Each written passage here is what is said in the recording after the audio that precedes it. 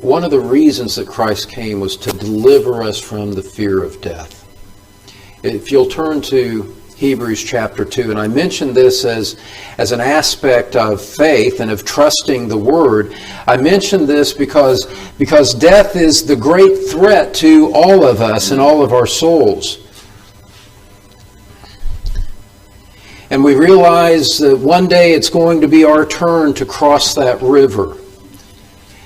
And we wonder what's going to happen in those moments leading up, in the days or the weeks, if the Lord gives us that.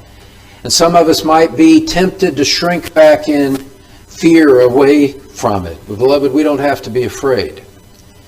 One of the reasons that Christ came was to deliver us from the fear of death, and that we would understand His work, understand His promises so fully that we trust Him so that death itself is no longer a cause of fear.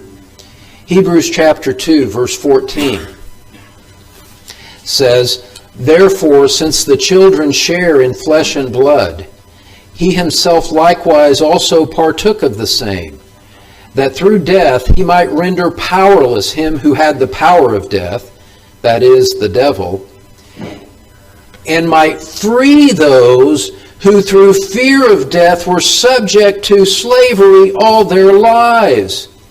For assuredly He does not give help to angels, but He gives help to the descendant of Abraham.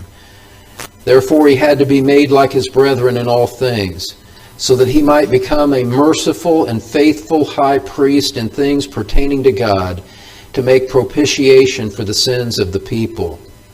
For since He Himself was tempted in that which He has suffered, He is able to come to the aid of those who are tempted."